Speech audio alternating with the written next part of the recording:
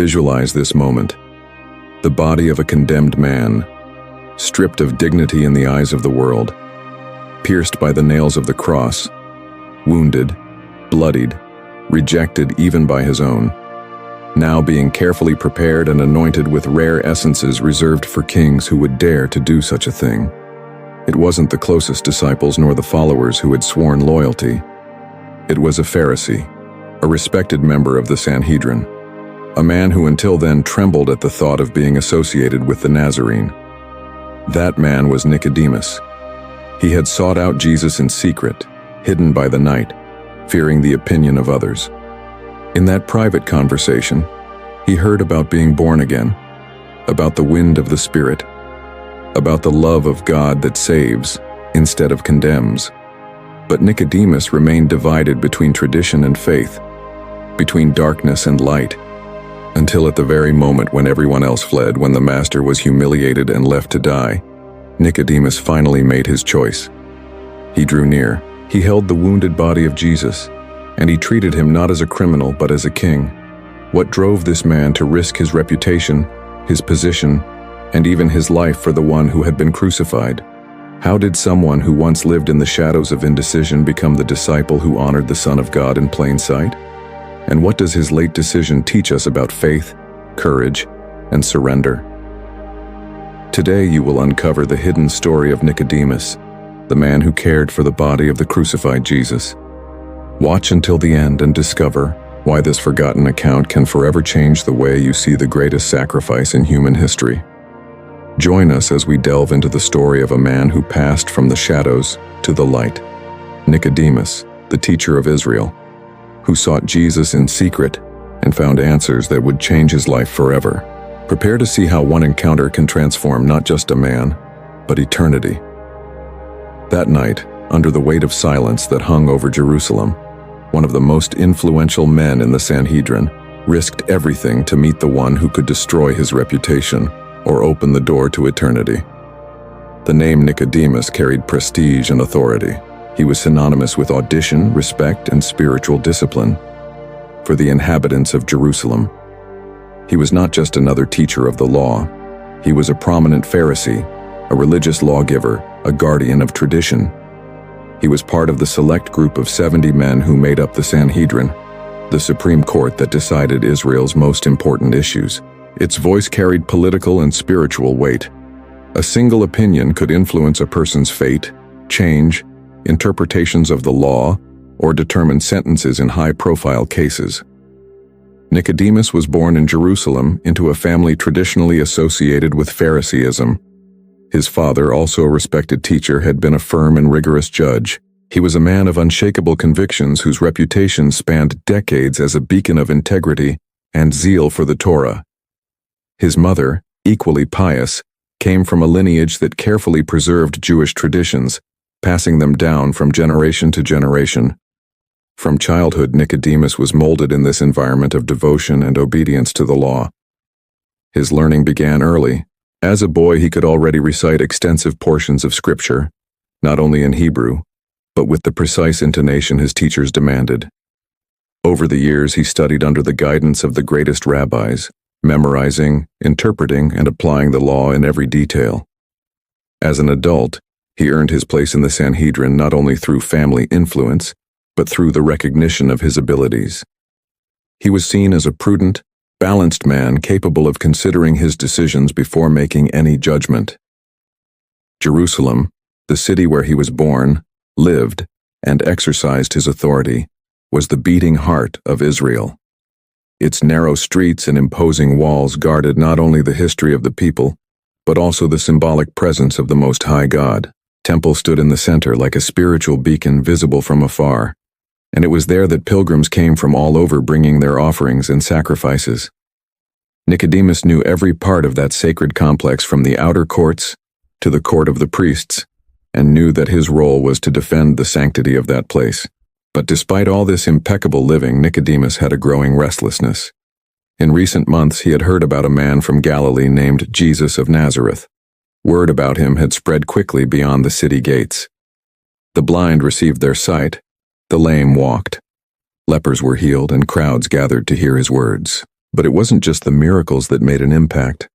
It was the authority with which he spoke, as if the very voice of God were on his lips. Nicodemus heard testimonies that moved him. Simple people, fishermen, marginalized women, tax collectors, all claimed to have been transformed by this man. However, within the Sanhedrin, reactions varied. Many leaders saw Jesus as a threat, a provocator who could shake the established order and undermine the authority of religious institutions. Amidst discussions and veiled accusations, some were already plotting ways to silence him. For a man of Nicodemus's standing, approaching Jesus meant risking everything. He knew the risks well. He would be seen as a traitor, as someone who had weakened the siege against the Nazarene, and yet something inside him burned with the need to know more, to hear with his own ears, to look into the eyes of the one many called Rabbi. That night, as the city lay dormant under the cold glow of the moon, Nicodemus decided to act. He donned a dark cloak covering his head so as not to be recognized and left his house silently. Every step was calculated. He avoided the main streets and chose narrow, dark shortcuts, like a man who knows his presence must go unnoticed. The night air was cool, and the gentle breeze carried the scent of freshly baked bread from some distant oven. In the distance, the rhythmic footsteps of guards making their rounds could be heard. Jerusalem slept, but Nicodemus's heart was awake, pounding with the anxiety of a man about to cross an invisible border. When he finally reached the place where he believed he would find Jesus, he saw him in the shade of an olive tree. There were no crowds, no guards, no disciples around, just him, serene as if waiting for someone. Nicodemus felt a shiver run down his spine. He approached slowly until his eyes met Jesus's.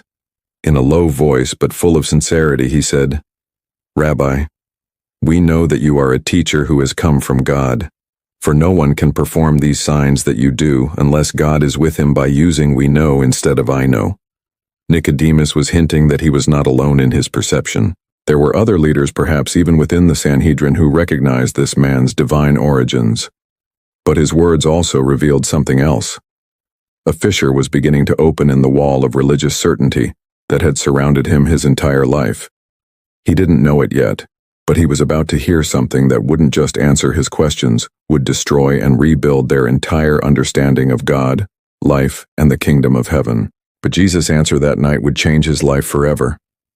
The night was calm, and the silence that enveloped the garden seemed to carry something sacred. Moonlight filtered through the olive tree leaves, casting soft shadows on the earth and floor. Nicodemus still felt the weight of his own words lingering in the air, the recognition that Jesus was from God, but what he heard next shook the very foundations of his understanding. Jesus, with a calm look and a firm voice, answered bluntly, "Very truly, I tell you, unless one is born again, he cannot see the kingdom of God." For a moment, Nicodemus blinked, almost incomprehensible. Born again. The phrase sounded strange, impossible. He was a teacher of the law, deeply versed in the scriptures, and he had never heard anything like it. His thoughts raced through ancient texts, prophecies, and interpretations, trying to find some precedent for those words, but nothing fit. "How can a man be born when he is old?"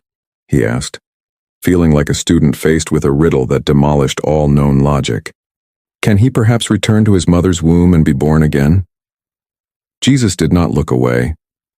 There was a calm about him that did not come from the habit of teaching, but from someone who spoke with absolute authority over what he said. "Truly, truly I say to you, unless one is born of water and the Spirit, he cannot enter the kingdom of God.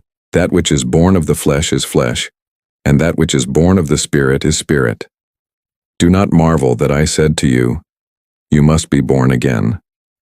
The words hung in the air, penetrating deeply, as if seeking not only Nicodemus's mind, but his heart. He was well acquainted with the rites of purification with water, the ceremonial washings, the rules for presenting oneself pure before God. But Jesus spoke of something beyond the visible, of an internal transformation that did not depend on temples, offerings, or sacrifices. Nicodemus felt a crack open within him. All his life, He had believed that faithfulness to the law and strict obedience to the commandments were the way to please God. But Jesus was pointing to a reality that could not be achieved through human effort, but through a mysterious act of God's own Spirit. "How can this be?" he asked, his voice no longer holding its original firmness. He no longer spoke as a judge or a teacher, but as a naked man faced with a mystery he did not understand. Jesus then used a simple image, but one that carried the weight of an eternal revelation. The wind blows where it wishes, and you hear its sound, but you do not know where it comes from or where it is going. So it is with everyone who is born of the Spirit. Nicodemus was silent. He could feel the gentle wind passing through the trees at that moment, touching his face. The wind couldn't be seen, but its effects were clear. It stirred the leaves, cooled the air, changed the environment. This, Jesus said, was the action of the Spirit in a person's life, invisible to the eye, but real and transformative for a Pharisee accustomed to measuring spirituality by visible works. This was disconcerting. Nicodemus felt as if a wall built over decades was beginning to crumble. If the kingdom of God depended on this new birth that could not be brought about by rituals, then the entire system he knew needed to be rethought. His mind was waging a battle. On the one hand, everything in his formation told him that righteousness came from strict obedience to the law. On the other, Jesus' words revealed that true entry into the kingdom was tied to something that could not be bought, earned, or deserved, only received.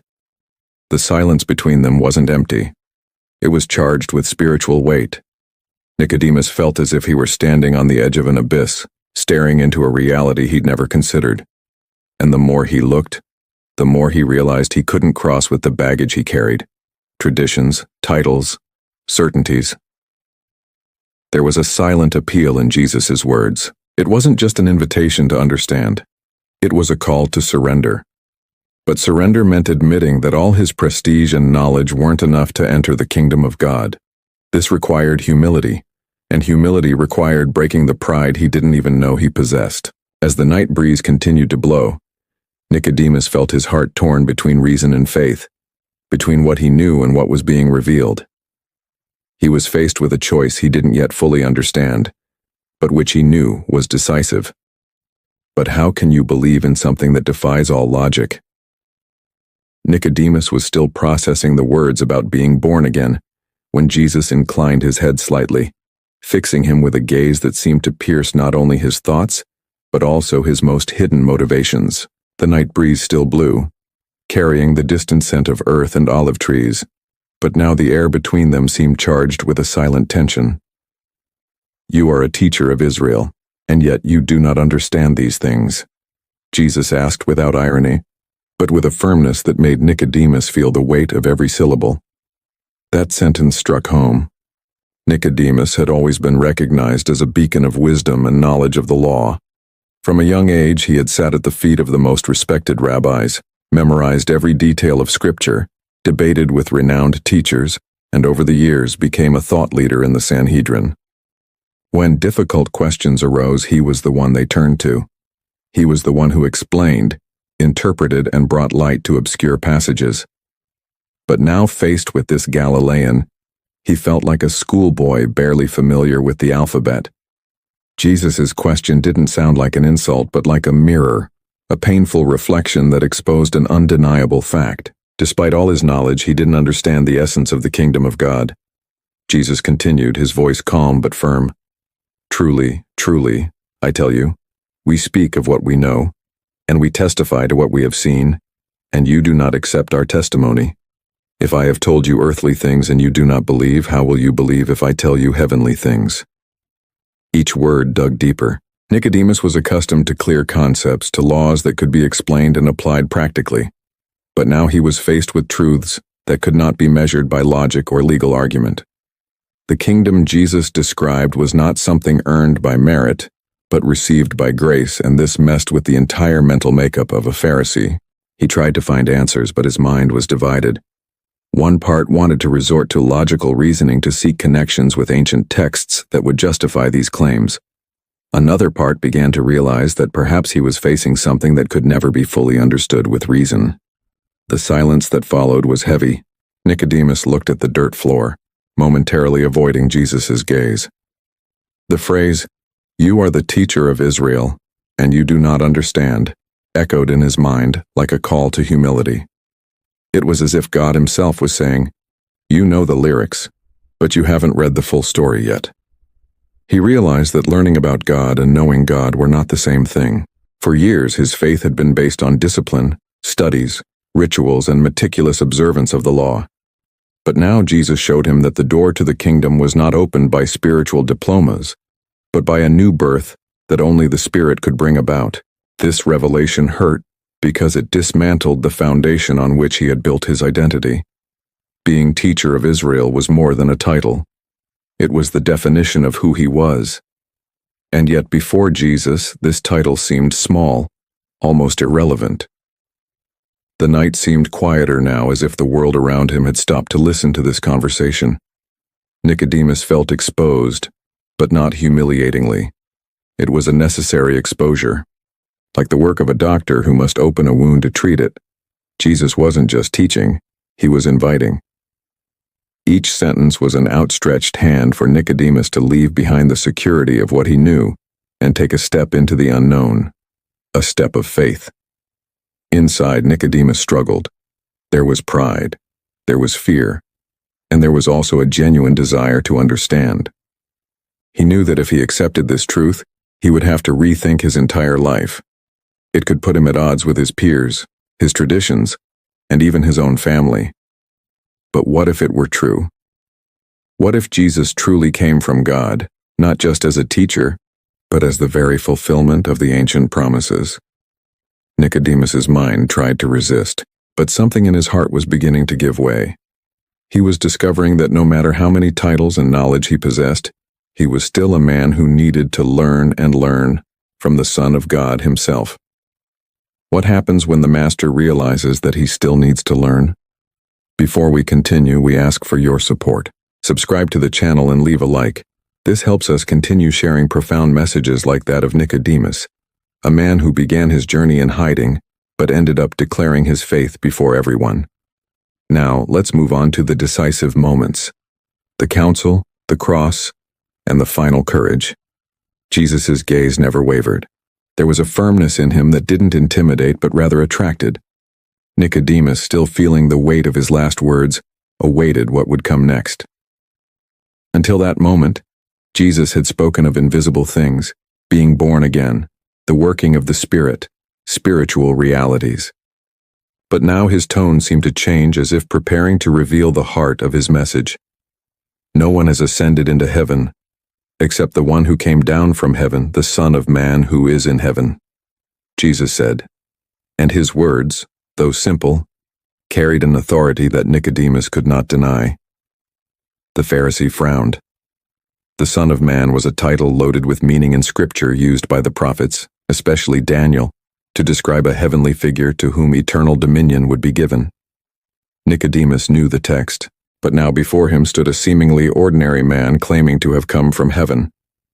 Nicodemus's trained mind struggled to reconcile the two, the prophecy he knew and the living reality before him. Jesus continued, and the night seemed to grow denser, as if the stars themselves were leaning in to listen. And as Moses lifted up the serpent in the wilderness, even so must the Son of Man be lifted up, that whoever believes in him should not perish, but have eternal life. The image was clear in Nicodemus's mind. He knew that passage from Numbers. The people of Israel, rebelling and murmuring against God, were struck by poisonous serpents in the desert. Many died until Moses, guided by God, made a bronze serpent and raised it on a pole. Anyone bitten simply had to look at the raised serpent to be healed. A simple act of faith. Look and live. Now Jesus was saying that he himself would be lifted up in the same way. He didn't explain the details yet, but Nicodemus understood there was a parallel, just as the people in the desert looked to something lifted up and were saved from physical death. So too there would be a time when, to escape spiritual death, they would need to look to the Son of Man. And then came the phrase that would change the meaning of everything Nicodemus knew. For God so loved the world that he gave his only begotten Son, that whoever believes in him should not perish but have everlasting life. For God sent not his Son into the world to condemn the world, but that the world through him might be saved. Nicodemus was barely breathing. This was unlike any preaching he had ever heard. He was accustomed to hearing that God loved Israel, his chosen people. But Jesus spoke of the world all without distinction, and he spoke of a love so great that it led God to give what was most precious to him, his own Son. What struck him most was the contrast. He, a Pharisee, had spent his life teaching that obedience to the law was the key to not perishing. But Jesus said that the key was believe it wasn't about deserving, but about trusting. It wasn't about fulfilling rituals, but about surrendering to a love that came from heaven and touched the earth. The words, "not to condemn but to save," resonated loudly. Nicodemus knew that the image of God many held was that of a severe judge, ready to punish, but Jesus presented a God whose central desire was to rescue, to heal, to bring back to life. As Jesus spoke, Nicodemus began to realize that he was standing before the very heart of what he called the kingdom of God. It was not a kingdom built by the sword, political influence, or strict adherence to rules. It was a kingdom inaugurated by sacrificial love, sustained by grace, open to all who would believe. The Pharisee felt the weight of this revelation. On the one hand, it was liberating. If salvation depended on faith and not works, then even the most sinful could enter the kingdom. On the other, it was challenging. If this were true, the entire religious system he knew would need to be rethought. He looked at Jesus, trying to imagine what it would be like for the Son of Man to be lifted up. He didn't understand all the details, but Jesus' expression indicated that this moment was already determined, like an urgent mission. Deep down, Nicodemus knew. He was hearing something that would never be forgotten. These words would echo within him long after that night, challenging him, troubling him, calling him to a decision. But listening is not the same as surrendering to faith. Night fell like a thick veil over Jerusalem, but in the small garden where the two men were talking, something luminous seemed to grow with each sentence. Nicodemus, motionless, was no longer the same man who had arrived there hidden. His breath was shallower, and his eyes, once confident, now wavered between reverence and fear. Jesus spoke, and each word not only explained, it wounded and healed at the same time. "Whoever believes in the Son is not condemned," he said, with the serenity of one who affirms what is eternal. "But whoever does not believe is condemned already because he has not believed in the name of the only begotten Son of God." The sentence hung in the air, heavy and clear, condemnation not as an arbitrary decree, but as the consequence of a refusal. Nicodemus felt the weight of the word believe. It wasn't just agreeing with ideas. It was surrendering, shifting the center of trust from one's own merit to the person of the Son. A Pharisee could spend his entire life reciting truths and still live without faith. That insight burned like a coal, Jesus continued, and the exposition became more cutting. And this is the condemnation. The light came into the world, and men loved more darkness than the light because their deeds were evil for everyone who does. Evil hates the light and does not come to the light lest their deeds should be exposed. But whoever does what is true comes to the light so that it may be clearly seen that their deeds have been done in God. Light and darkness. Words so simple yet so absolute. Nicodemus knew the symbolism. Light had always been a metaphor for God's presence and guidance. Darkness for ignorance, sin, and estrangement. But now the light had a face, a voice, a name. The light stood before him. He swallowed hard. The echo of those words found within him corridors he hadn't even known existed. Men loved darkness rather than light. The sentence flashed through his memory, triggering uncomfortable images. He saw himself younger, composing impeccable opinions, while averting his gaze from human suffering that didn't fit the Sanhedrin's decrees. He remembered a certain poor widow, unjustly treated by a cunning merchant. He had given the correct opinion according to the letter, but he hadn't defended the woman with the zeal that justice demanded. He had shielded himself behind formalities, and that he now realized was also loving darkness, sheltering in the comfortable shadow of status to avoid the scandal of the light, which exposes, corrects, and transforms.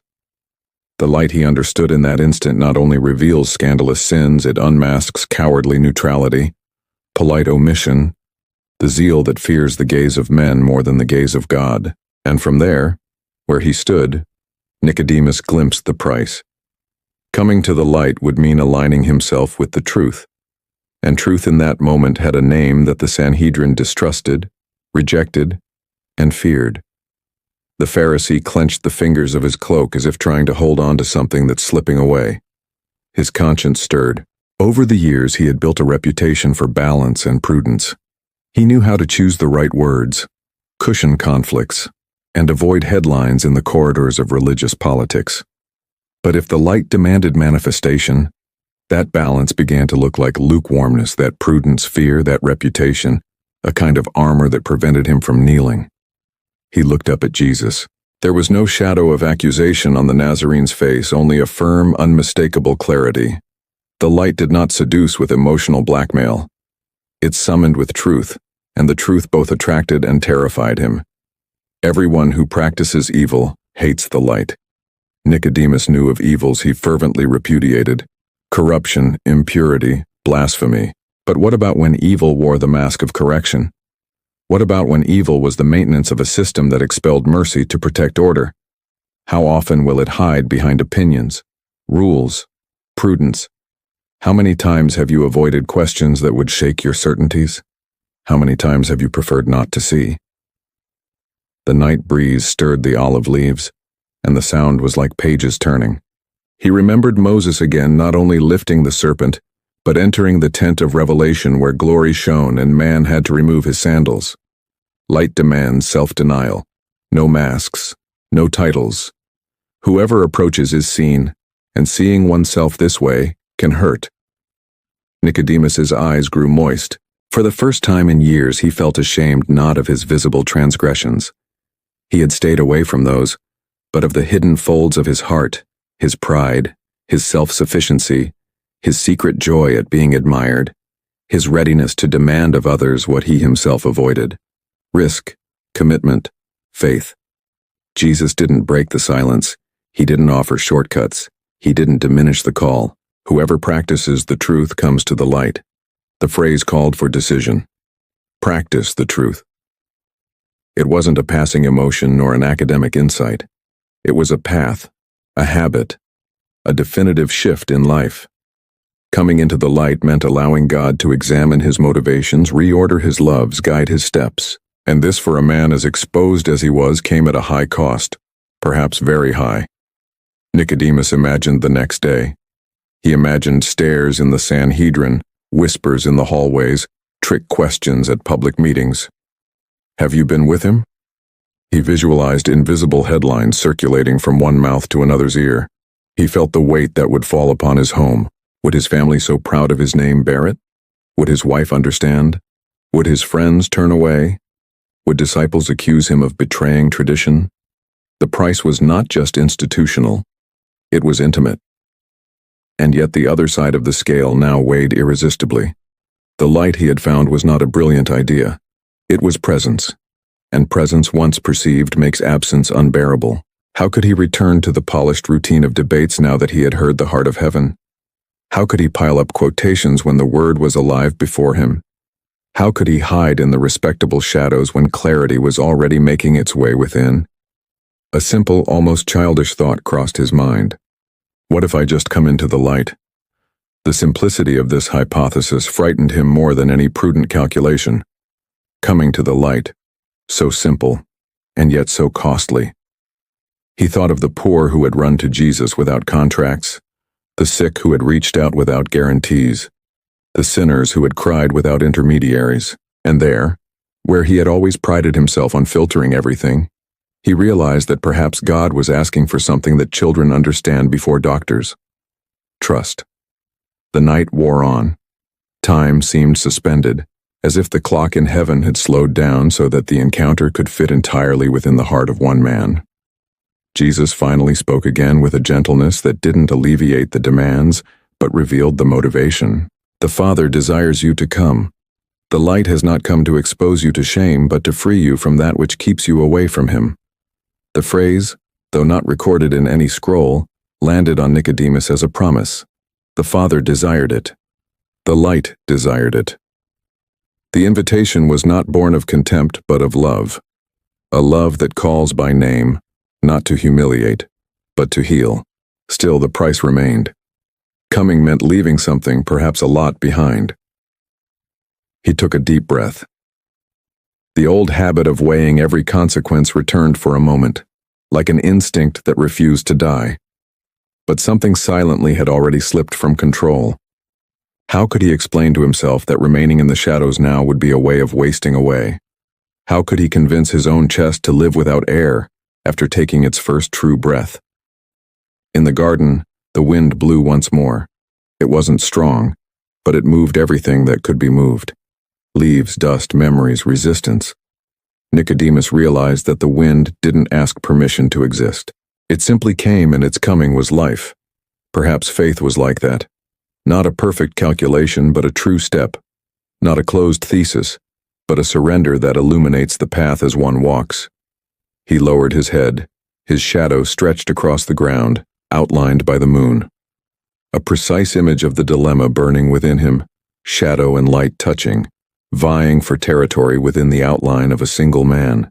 For the first time, he realized clearly that his life had been programmed to make shadow seem like comfort. The light, however, revealed the cost of that comfort. Sterility, fear, distance. When he finally raised his eyes, he still met Jesus' gaze. Steady, gentle, luminous. There was no rush, but there was urgency. There was no pressure, but there was truth.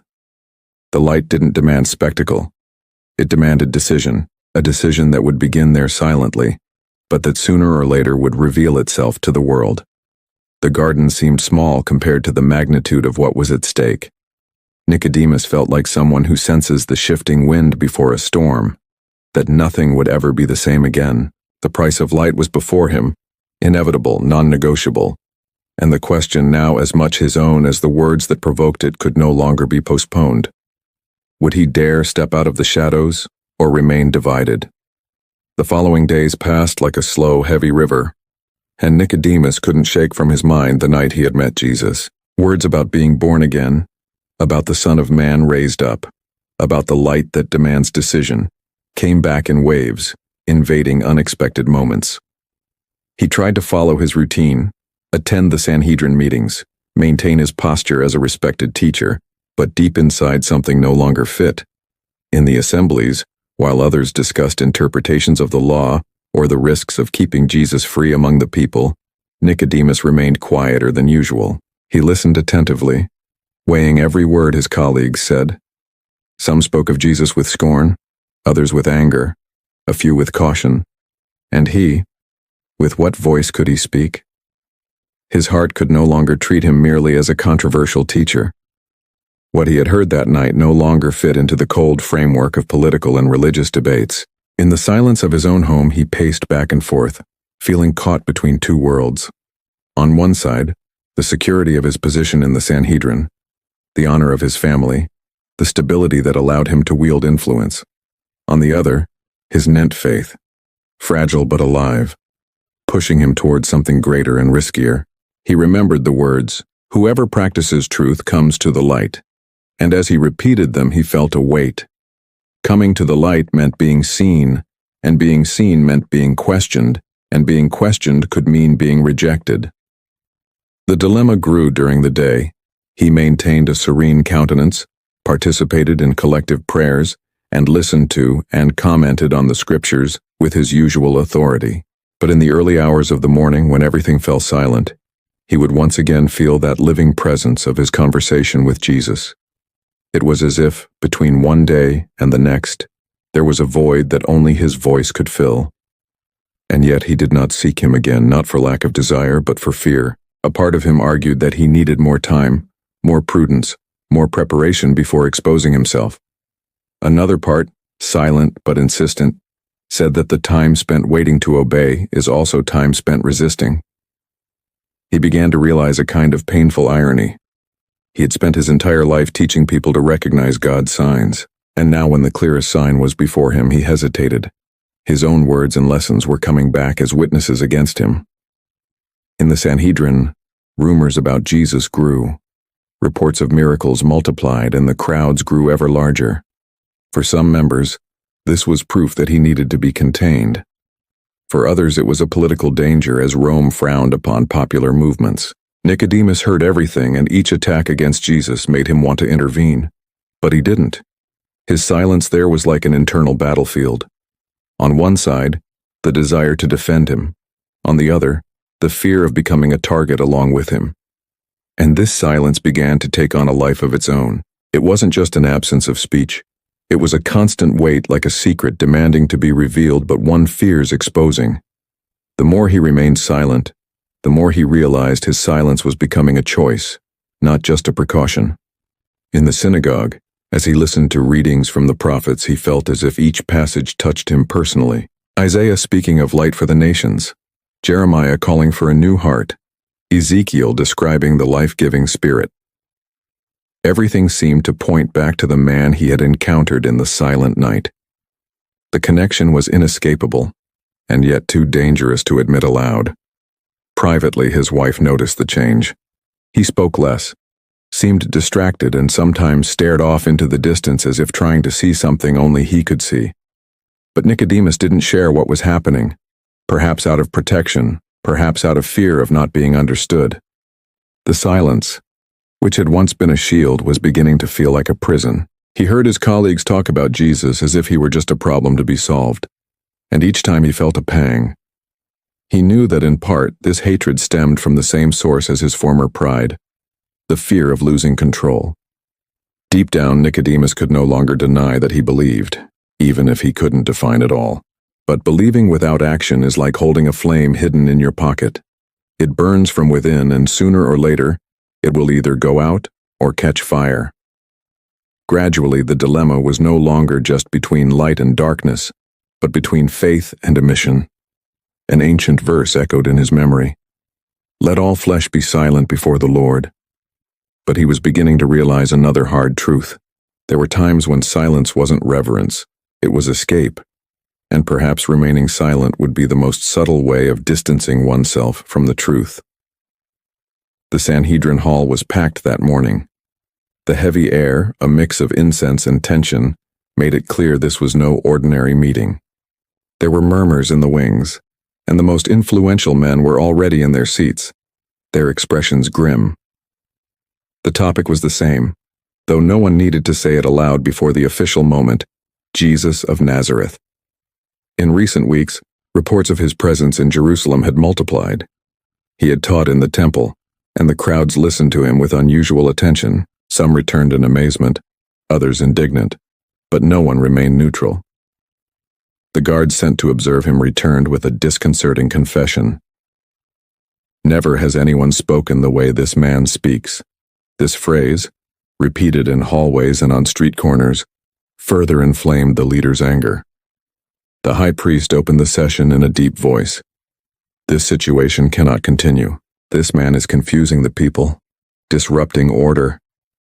And if we don't stop him soon, chaos will be inevitable. Nicodemus kept his expression calm, but inside his heart raced. With each accusation, he remembered the nights he had pondered alone the words Jesus had spoken to him. He remembered the serenity in his gaze, the authority that didn't require physical force to assert itself. It was impossible to associate that gentle, firm figure with the agitator so vehemently described by some in the council. Another member of the Sanhedrin, more inflamed, slammed his hand on the table. We already sent guards to arrest him, and they came back empty-handed. What's going on? Is everyone becoming fascinated by him? Don't they see the danger?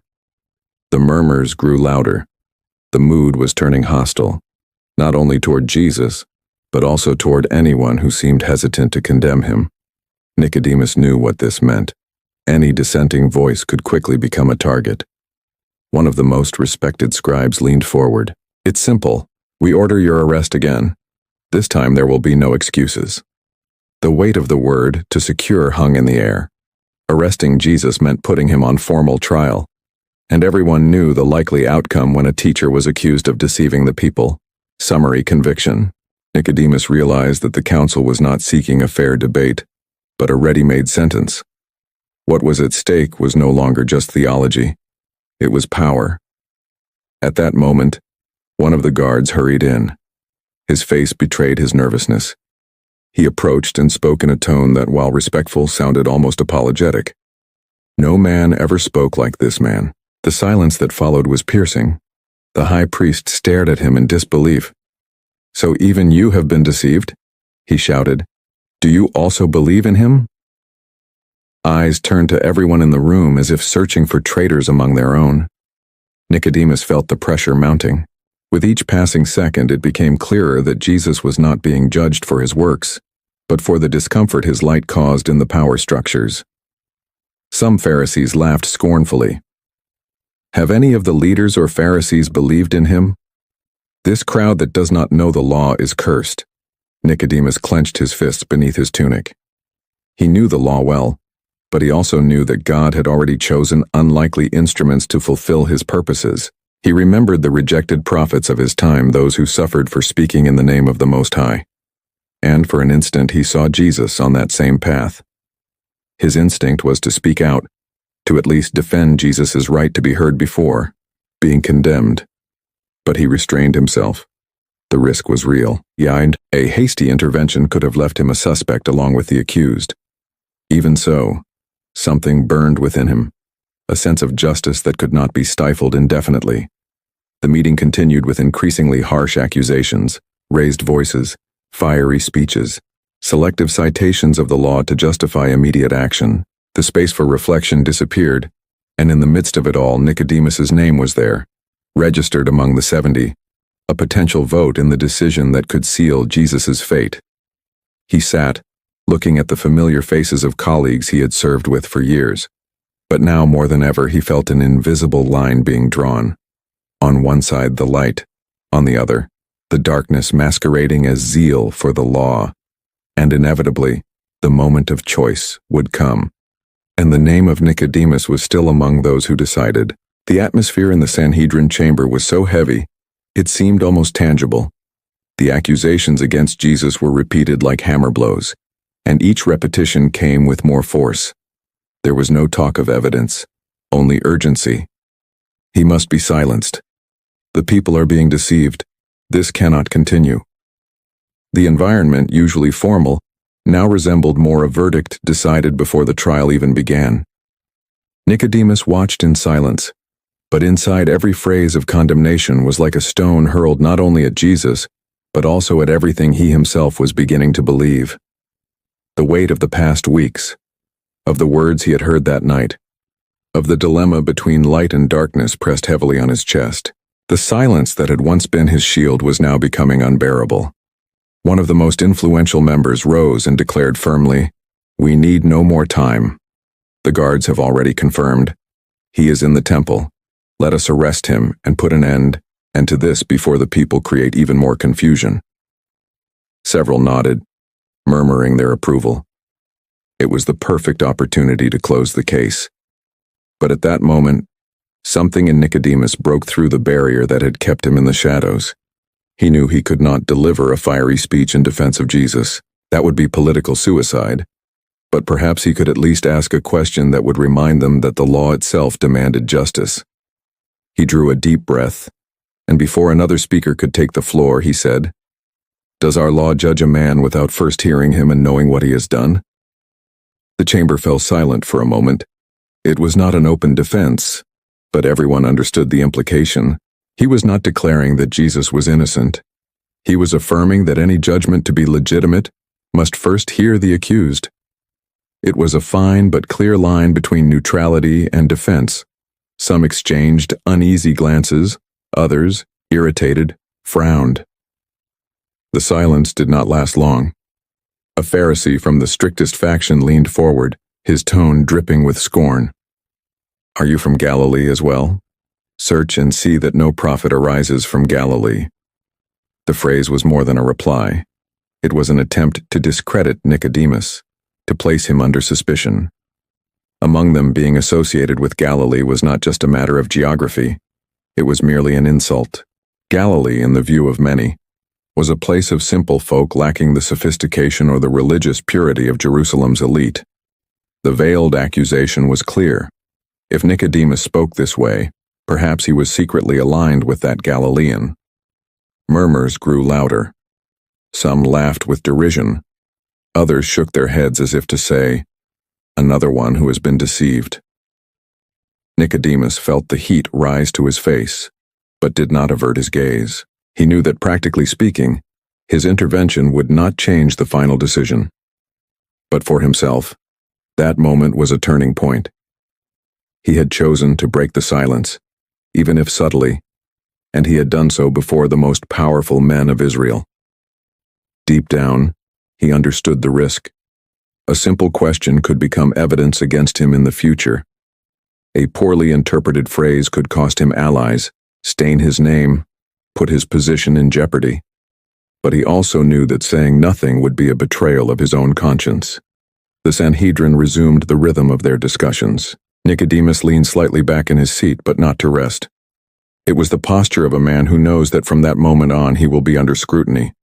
He had not delivered an impassioned speech, but he had left his mark on that session. And for some there, that was already more than enough to consider him dangerous, because sometimes even a question can be far too dangerous. The echo of Nicodemus's question, "Does our Lord judge a man without first hearing him?" still hung in the air when the answer came like a blade. "Are you also from Galilee? Search, and you will see that no prophet arises from Galilee." The tone wasn't just one of legal challenge, it was ridiculous, full of mockery and contempt. There was a clear intention in that sentence to isolate him, to brand him as someone out of step with the religious elite. It was more than a theological attack. It was a personal blow. The room filled with muffled murmurs, suppressed laughter, and sidelong glances. Nicodemus felt each of them as if they were invisible stones thrown at him. Among these men, all teachers of the law and figures of authority, respect was the most valuable currency. Being the target of public mockery was like having one's credibility stripped away in front of one's peers. He tried to keep his expression calm, but something ached inside. It wasn't just the weight of the words. It was the silent reminder that for many years he had been one of them, not just in position but in mindset. How many times had he himself looked with disdain at a colleague who seemed to be defending an unpopular point? How many times had he used sarcasm as a weapon to win an argument? Now he was on the other side, and the blade he had once wielded so deftly was cutting into his own flesh. The contempt was calculated by associating him with Galilee. They were not only pointing out a supposed lapse in judgment, but also questioning his origins, his discernment, his loyalty. Among Jerusalem's religious aristocracy, Galilee was seen as a place of ignorance and ritual impurity, a territory of rustic faith and coarse language. To be from Galilee meant in their eyes being unsophisticated, lacking the purity of the holy capital. Nicodemus knew the mechanism well. This was how the Sanhedrin crushed dissent. Not through lengthy debates, but through quick labels that killed any reputation. He felt the blow, but even more he realized that the real intention was not to convince him of error. It was to intimidate him into backing down. He looked at the faces surrounding him. Some avoided his gaze, not out of contempt, but out of fear of being identified as allies. Others stared directly at him, as if challenging him to respond. The atmosphere was no longer that of an impartial assembly, but rather that of a tribunal that had already chosen its verdict before hearing the parties. Within him, two voices clashed. The first was that of self-preservation, whispering, "Back off. Don't expose yourself any further. Let others burn in this fire." This voice reminded him of his family, his prestige, and the doors that would be closed forever if he were seen as a follower of Jesus. It painted a bleak future. Loss of influence, loss of friends, perhaps even the loss of his right to sit on the Sanhedrin. The second voice was deeper, harder to silence. It didn't shout, but it had a weight that made it impossible to ignore. "You know," he spoke the truth. "You know that justice demands that he be heard." That voice reminded him of the night he had spoken with Jesus, of the sparkle in his eyes as he spoke of the kingdom, of the serenity in his affirmation that light had come into the world. It was the voice that burned in his heart when he saw injustice disguised as religious zeal. Nicodemus felt a lump in his throat. His colleague's attack wasn't just against him. It was in essence against any possibility of Jesus being treated fairly. By laughing at him, the Sanhedrin was sending a clear message to everyone to question Jesus' condemnation was to put oneself in the crosshairs. He remained silent, not because I had no answer, but because I knew any words now would be distorted. The time for speaking had passed. The room was filled with hostility. Sometimes holding back was more prudent than trying to shout over a chorus that had already decided its tone, but the silence didn't erase the impact. On the contrary, it ignited a new awareness within him. The path he had chosen, albeit timidly, was already taking him away from his previous comfort zone. There was no complete return to neutrality. Even if he remained silent from then on, he had already been marked, and deep down this freed him from an illusion. He could no longer fully please both sides. In the days that followed, the sidelong glances continued. In smaller meetings, he would notice whispers when he entered the room. Some colleagues seemed to avoid his company. Others treated him with cold formality.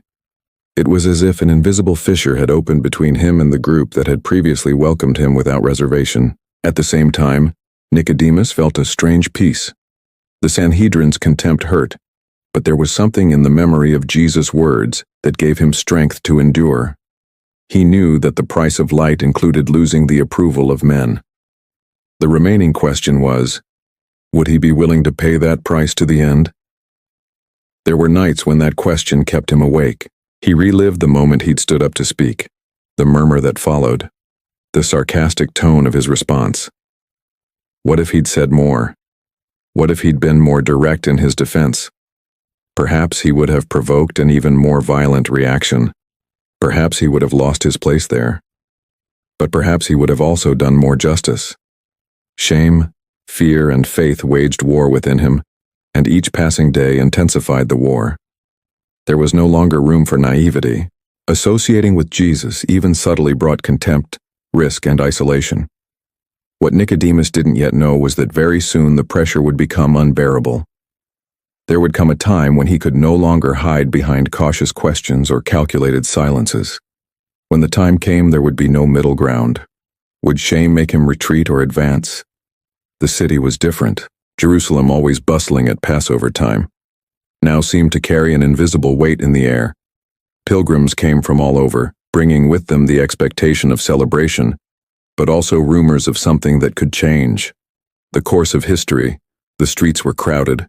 Voices mingled with songs and rumors, and on every corner stood guard, not just to maintain order, but to keep watch. Nicodemus walked through the alleys, observing the hustle and bustle, but his mind was not on commerce or preparations for the celebration. He knew that amid the festive bustle, another plot was unfolding. A plot targeting the man he had encountered one night under the cover of darkness and who had remained in his mind ever since. Jesus of Nazareth. Meetings in the Sanhedrin had become more frequent and more charged with hostility. There was no longer talk of evaluating or observing Jesus, but of acting quickly and forcefully. Patience had worn thin among the leaders. For many, he was not just a theological problem. He was a political threat capable of inciting the people and bringing down the wrath of Rome upon the nation. Nicodemus listened to the plans and noticed the change in tone. Before, the discourse had been cautious. Now it was urgent. Betrayal wasn't just a possibility. It was already underway. Rumors that one of the disciples had approached the authorities were growing more persistent. The exact date was unknown, but it was certain that Jesus would be arrested. Within him, the dilemma grew. He knew that if he remained silent, he would preserve his position and perhaps go unnoticed.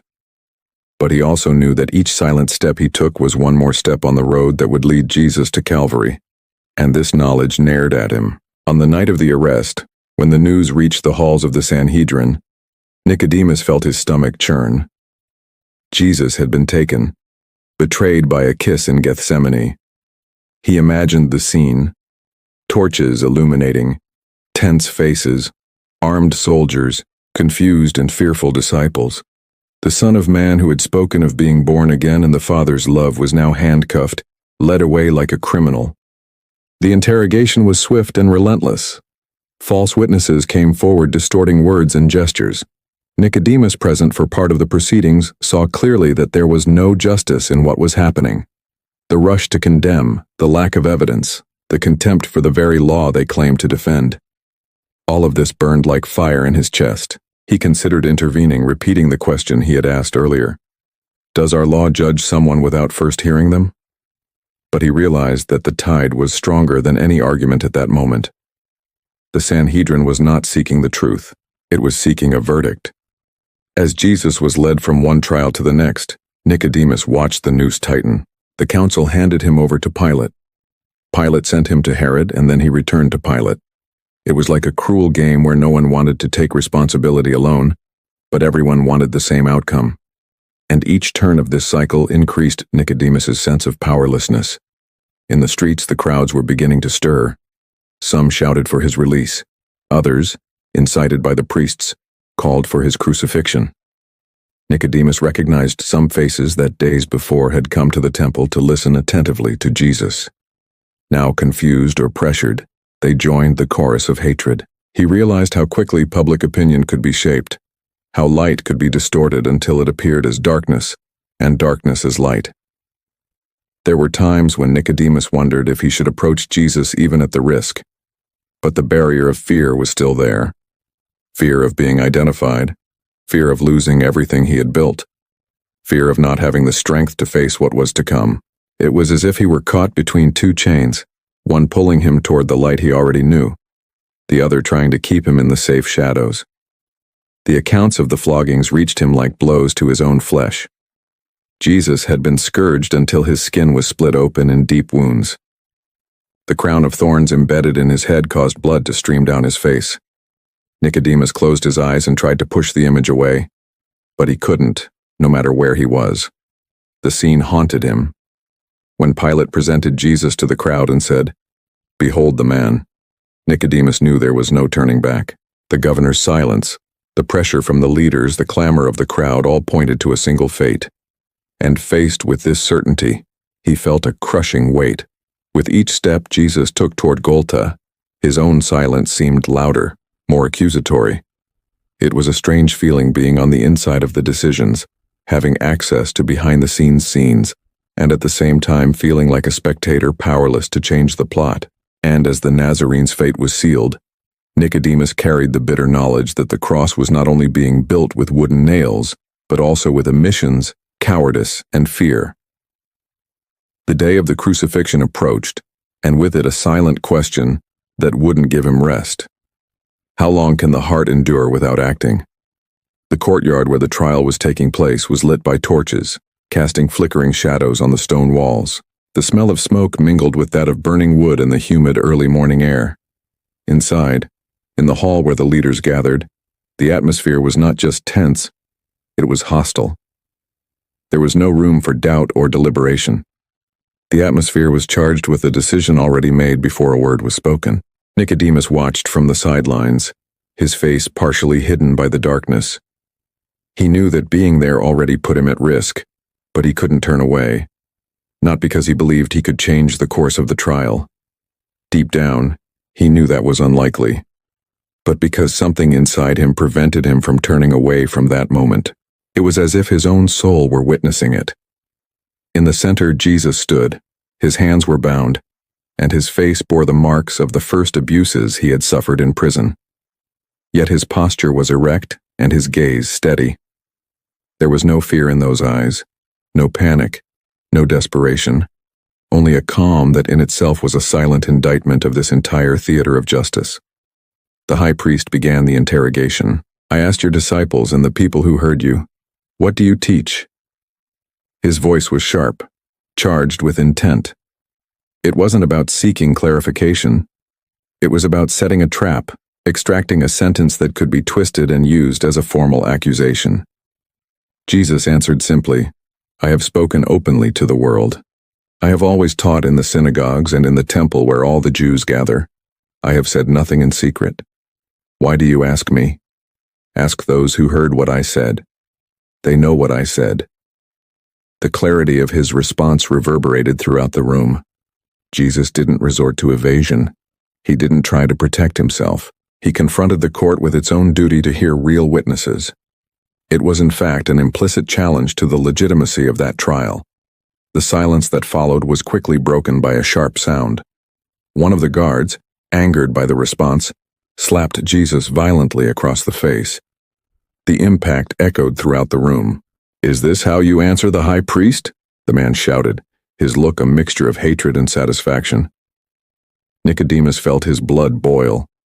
Every instinct for justice in him screamed for him to intervene.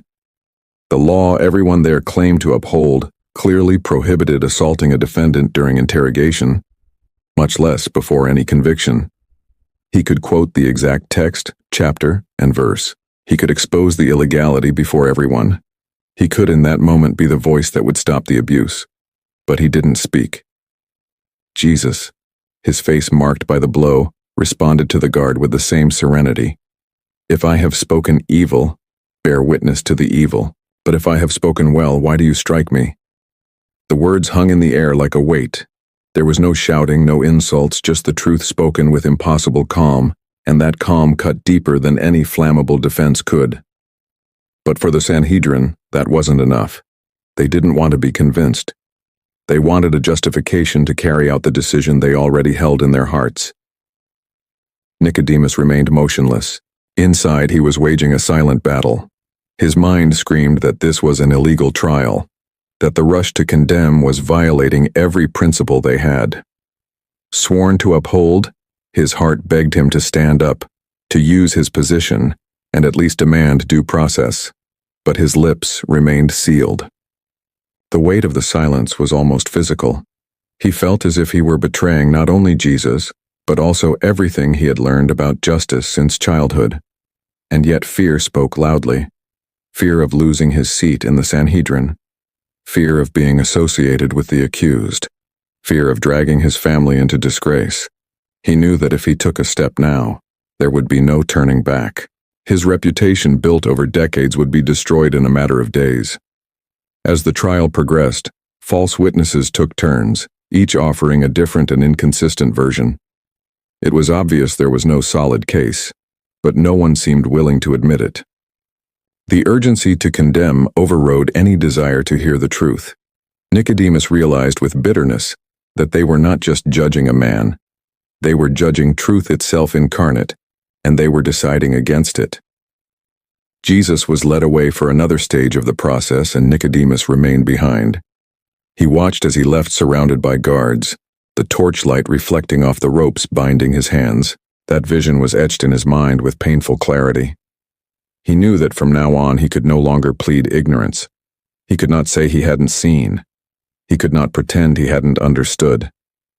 When the room emptied, Nicodemus still stood in the same spot, his fingers clenched on the armrest as if bracing himself against sinking. Outside, the night continued its course, but inside, time seemed to have stopped. He sensed that it wasn't just Jesus on trial that night. He himself was on trial. His character, his courage, his faithfulness, and the question became more and more unbearable. Was his reputation worth more, or his soul?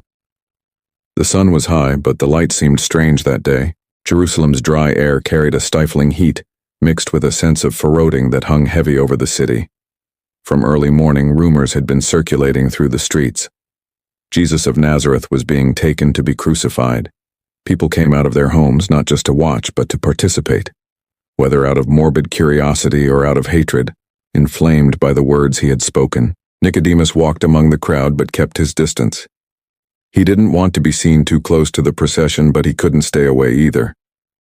With every step he remembered the night he had spoken to Jesus under the cover of darkness. The words about being born again, about the light, about the Son of Man who would be lifted up. Now that image was no longer metaphorical. The lifting up was about to happen, not in visible glory, but in the violence of the cross. On the way to Calvary, Jesus carried the horizontal part of the cross, the heavy wood that pressed him to the ground. His body was already wounded from the scourging. His skin, marked by cuts and bruises, revealed the brutality to which he had been subjected. The crown of thorns remained embedded in his head, blood streaming down his face and mixing. With the sweat and dust of the road, Nicodemus saw him stumble and fall, crushed by the weight. An impatient Roman soldier pulled a man from the common people, Simon of Cyrene, to help him carry the cross. The procession moved on, each meter seeming heavier than the last. Women wept by the roadside. Some jeered, others shouted insults. Nicodemus recognized some of the voices. They were the same ones that days before had extolled Jesus as he entered the city. The contrast struck him like a fresh wound. The volatility of human approval was cruel. When they reached the place called Golgotha, a hill of bare stone, the execution began with disturbing efficiency. The Roman soldiers were experienced, and their movements were almost automatic. Nicodemus, standing at a safe distance, observed every detail with a mixture of horror and helplessness. The sound of nails piercing wood and flesh echoed, and he had to close his eyes for a moment. The vertical beam was already fixed to the ground. The horizontal beam, now with Jesus' body nailed to it, was raised and fitted together, forming the cross. The impact caused his body to tremble. The inscription at the top read, "Jesus of Nazareth, King of the Jews," written in Hebrew, Latin, and Greek, so that everyone could understand. The chief priest protested, asking for it to be written. He said, "I am the King of the Jews." But Pilate left the phrase as it was. Nicodemus saw even from afar that this phrase, intentionally or not, proclaimed a truth that not even Roman power could erase. The scene was brutal. But there was something Nicodemus couldn't help but notice. The way Jesus looked, even hanging, his body exhausted and bruised, there was dignity and an inexplicable calm. He didn't curse. He didn't scream in hatred. He didn't call for revenge. Instead, he turned to heaven and said, "Father, forgive them, for they know not what they do." These words cut through Nicodemus like an invisible blade. How could anyone in the midst of so much pain consider forgiveness? How could he intercede for those who were torturing him at that very moment? It was something that surpassed all human logic. Time seemed to drag on. The soldiers, indifferent, cast lots for Jesus' garments, while the religious leaders mocked, saying, "He saved others. He cannot save himself." With each provocation, Nicodemus felt the weight of silence. He wanted to scream, to say that they were before the just one, that injustice was as clear as daylight. But just as at the trial, he remained motionless. Fear still held his voice. Then Jesus looked at the woman at the cross, Mary, his mother, and at his beloved disciple. Even in death, he cared for others. "Woman, here is your son. There's your mother." It was impossible not to feel the strength that lingered there, a strength that came not from the body, but from something much deeper. Nicodemus remembered the words, "No one takes my life from me. I lay it down willingly." Now he saw it happening before his eyes. The sky began to darken as if creation itself refused to watch what was happening. Daylight was replaced by a darkness that wasn't just physical. It seemed spiritual. Tension mounted, and the air grew heavier. Then Jesus, in a loud voice, cried out, "It is finished." And he bowed his head and gave up the ghost. The silence that followed was almost absolute, broken only by the distant sound of the wind. Nicodemus felt the whole world change in that moment. He didn't understand all the details, but he knew something irreversible had happened. The Son of Man had been raised just as he had said. The prophecy had been fulfilled and the price had been paid. He remained there for a few more moments watching. He couldn't move. His body hung inert. But in Nicodemus's eyes, there was a strange certainty. This story somehow wouldn't end there because something in his gaze wouldn't die there. The moment of Jesus' death filled the air with a silence that seemed weighted down. It wasn't just the absence of sound. It was a dense stillness, as if all creation were holding its breath. The people around, once noisy, were now restless. Some moved away, others remained still, staring at the cross as if trying to comprehend what had just happened. The sky, once bright with daylight, remained shrouded in an unusual darkness. It wasn't night, but it wasn't day either. A strange shadow enveloped Jerusalem, and even the most skeptical murmured of omens. The wind blew coldly, and the earth seemed to tremble slightly, as if nature itself recognized the gravity of that moment. Nicodemus stood motionless. Since arriving at Golgotha, he had been unable to approach the cross. He remained at a distance where he could see everything, but perhaps not be seen. His eyes were fixed on the now inert body hanging under the weight of death. The inscription still remained at the top, Jesus of Nazareth, King of the Jews. And for the first time, he realized that those words placed there as political irony carried a truth that no Roman hammer could destroy. The memory of the night Jesus had spoken to him about the Son of Man being lifted up came forcefully to him. At the time, he hadn't fully understood. Now, seeing the raised cross, the prophecy fell into place like the final piece of a puzzle. He needed no academic explanations. What was before his eyes was the fulfillment, and he had said nothing. Around them, the soldiers were already dismantling part of the scene. Some still took turns guarding the bodies. Others attended to the mechanical routine that accompanied each execution. The women, Mary, the mother of Jesus, Mary Magdalene, and others stood nearby, weeping silently or with stifled sobs. A few disciples were there, hidden among the crowd, watching from afar. The Roman centurion, a man hardened by years of service, looked at the cross with a changed expression. When he finally spoke, his voice sounded more like a confession than a report. Truly, this man was the Son of God. Nicodemus heard it as if it were the last possible sentence. A Gentile, a foreign soldier, had managed to say aloud what he, the teacher of Israel, had not had the courage to say. The sentence echoed within him, like an accusation, not against his faith alone, but against his inaction. The minutes dragged by. The cold seemed to intensify despite the hour. Nicodemus didn't just feel the change in the weather. He felt an inner emptiness, as if the opportunity to speak had passed forever.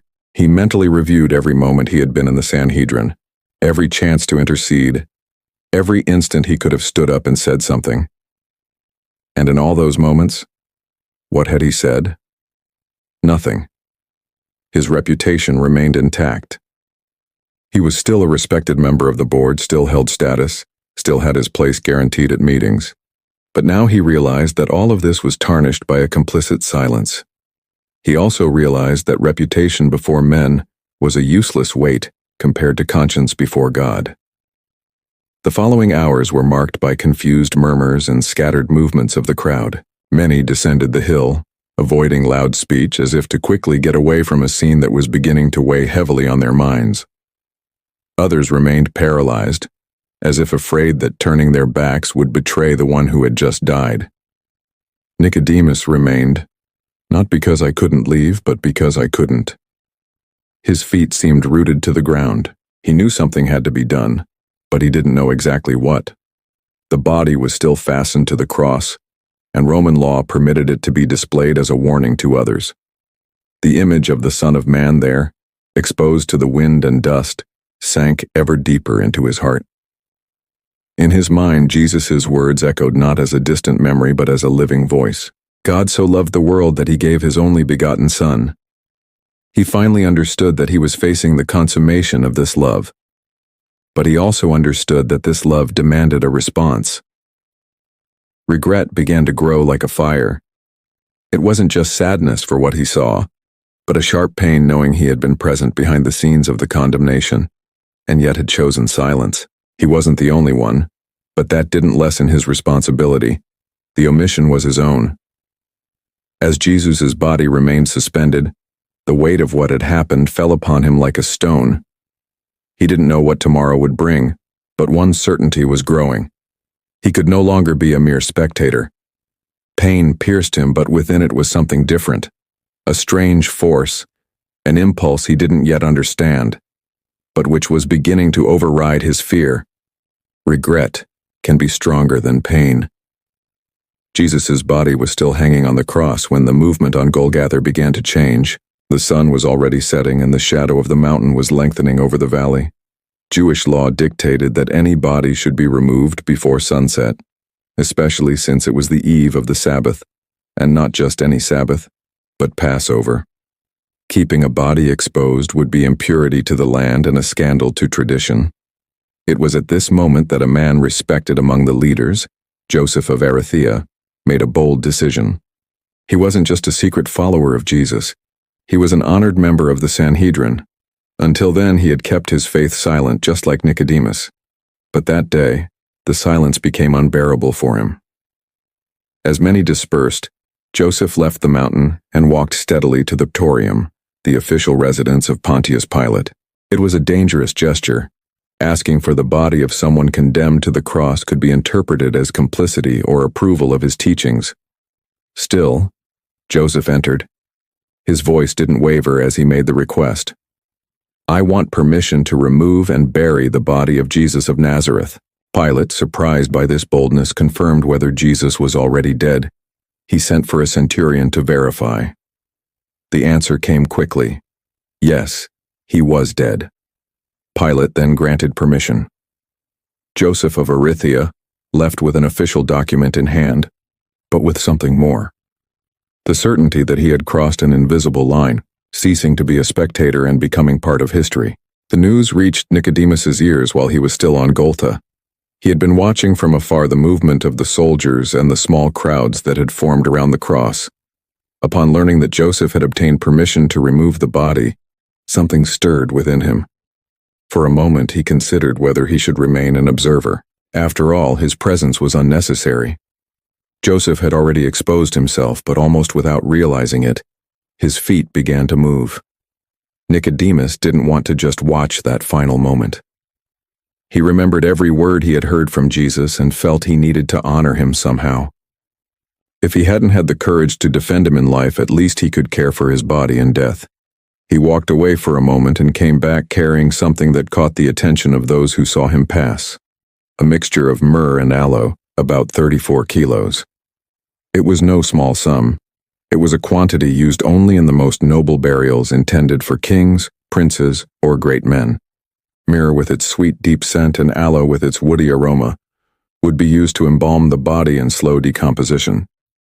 It was a gesture of honor, but also a silent declaration. In Nicodemus's eyes, Jesus was no criminal. He was worthy of being treated like royalty. The scene that unfolded was unique.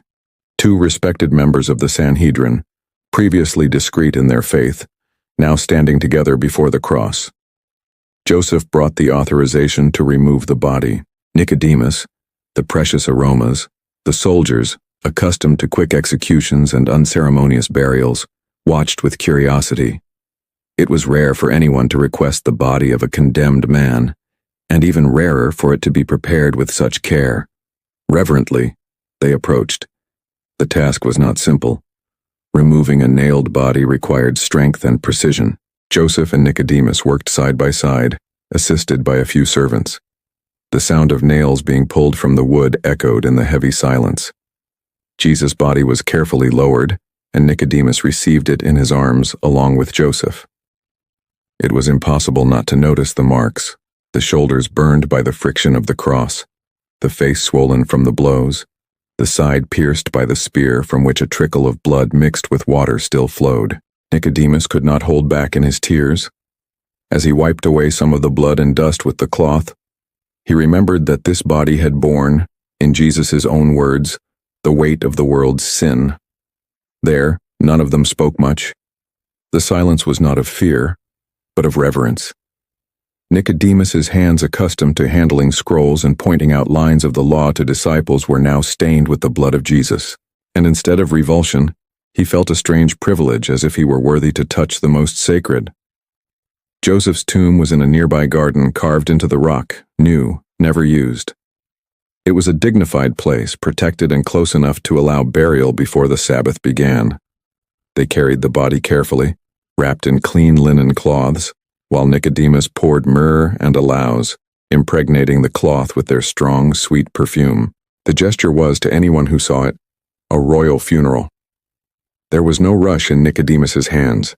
Every fold of linen, every layer of ointment, was an act of silent devotion. It was as if finally he had found a way to say what he had never said in words, that he believed, that he acknowledged, that he honored. Some passers-by looked on in surprise, but they didn't approach. Perhaps they feared contamination by touching a dead person. Perhaps they avoided contact with the body of a condemned man. But Joseph and Nicodemus no longer cared about public opinion. Entering the tomb, they felt the cool air and the soft echo of the stone walls. They placed the body on the stone intended to receive the dead and adjusted the linens. The perfume filled the small space, mingling with the silence. Nicodemus stood still for a moment, staring into Jesus' face. There was no life there anymore, but something remained, a dignity impossible to erase, a serenity that resisted even the harshness of death. Joseph stepped aside to prepare the stone that would seal the entrance. Nicodemus stayed a moment longer. He knew this was the last time he would see Jesus' body. He wanted to engrave every detail in his memory. The scarred hands, the wounded forehead, the inexplicable peace. Then he stepped back, allowing the stone to be rolled away. The heavy sound of the rock sealing the entrance echoed through the garden. It was done. The master was buried. But as they walked away, a silent question lingered. Who would bring such dignity to a condemned body? The garden was silent, only the soft sound of the wind rustling the olive leaves breaking the heavy afternoon air. After the crucifixion, many had dispersed, carrying with them the feeling that everything was over. But for Nicodemus, the end wasn't simply going home. There was something he needed to do, something he never would have imagined until a few days ago. He carried in his hands the weight of a decision and literally the weight of a treasure, about 34 kilos of myrrh and aloe. It was no ordinary quantity. It was enough to embalm a king.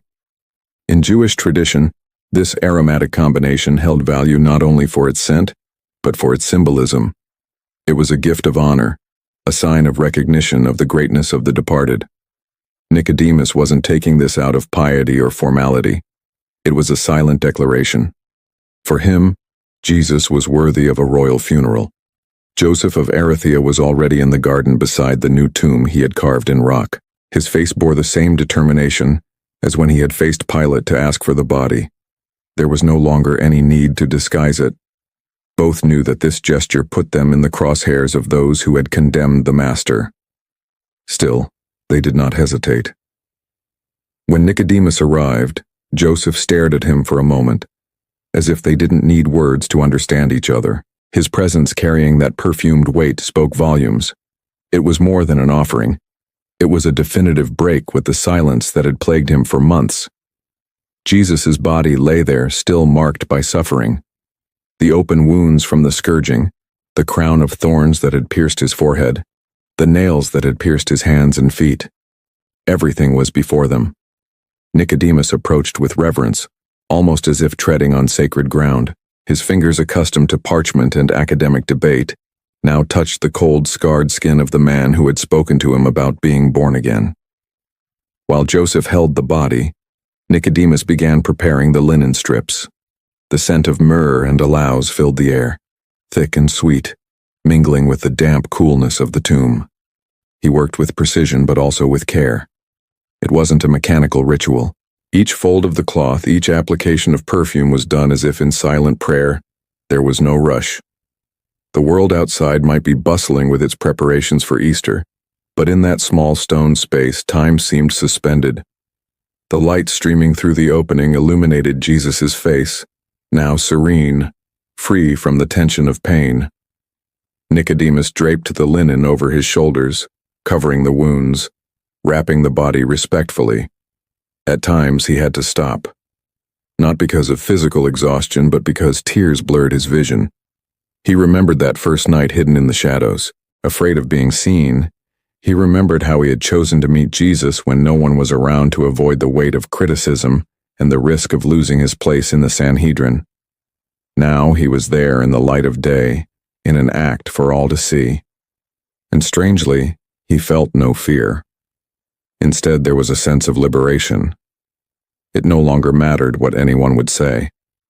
The risk hadn't disappeared, but it had been overcome by something greater, a certainty he couldn't yet fully explain, but which burned within him. Perhaps this was what Jesus called being born again. It wasn't just changing his mind. It was changing his attitude, his heart, his life. Joseph helped in silence, but his gaze also spoke volumes. The two men, until then hidden disciples, were now identifiable by their actions. At that moment, there were no more titles, positions, or honors. There were just two servants honoring their master. When the body was completely prepared, wrapped in clean linen and impregnated with the perfume of spices, they laid it on the carved stone inside the tomb. Nicodemus stepped back, contemplating the scene. It was no king on a golden throne, but it was more dignified than any monarch he had ever seen. The scent of myrrh and aloes would linger in the stone for days, perhaps weeks. Anyone who entered would smell the perfume before even seeing the body. And for Nicodemus, that aroma would become inseparable from the memory of Jesus. A reminder that even in death there was beauty, dignity, and promise. As Joseph positioned himself to close the entrance with the large stone, Nicodemus stood watching. He had come to the master as a curious man, secretly seeking answers. Now he was leaving as one exposing himself publicly to honor him. What had once been a secret had now become a visible act. And in that gesture, Nicodemus knew his secret was not just courage, it was living faith. Centuries passed. Empires rose and fell. Languages changed. Borders were redrawn. But the story of a Pharisee who encountered Jesus on a silent night and ended up honoring him in the light of day continues to span generations. Today, when we look at Nicodemus, it's impossible not to notice the contrast between the beginning and end of his journey. He began in the shadows, guarding his reputation and fearing the consequences of being seen alongside the Master. But he ended in front of everyone, touching Jesus' body, carrying aromas worthy of a king and burying him with honor when many had fled. Life is not measured by just the first step, but by the last. And in that final step, Nicodemus chose faith over fear, honor over convenience. He reminds us that God does not despise the heart that seeks him, even if it begins timidly or hesitantly. Courage is not the absence of fear. It is acting in spite of it, driven by something greater, the certainty that the one we follow is worthy of all. The silence that had previously imprisoned him was broken not by fiery speeches, but by concrete actions. When the time came, Nicodemus needed no spotlight or applause. His faith spoke through his hands, through the weight he carried, through the care with which he treated the Savior's body. The lesson is clear, no matter how weak your faith seems at first. What God honors is the decision to finish faithfully. Perhaps you began with doubts, fears, and uncertain steps. Perhaps you avoided exposing yourself for fear of criticism or loss. But if at any point you surrender and act in favor of truth, heaven recognizes and records this act. Nicodemus proves that God is able to transform a wavering heart into a courageous one. And more than that, he shows that God honors those who believe even at the last moment. Because in the end, it's not human opinions that determine our eternal worth. It's God's gaze upon us, and he sees with absolute clarity every movement of faith, every act of surrender, every silent choice made out of love for his Son. Whoever approaches Jesus even in secret will be remembered forever. If this story spoke to your heart, 2 other videos will appear on your screen featuring biblical characters who also had life-changing encounters with Jesus. Click subscribe to the channel and leave a like. May the God who gave Nicodemus the courage to step out of the shadows and honor the body of Christ strengthen your faith as well. Because sometimes the greatest act of love happens at the last moment.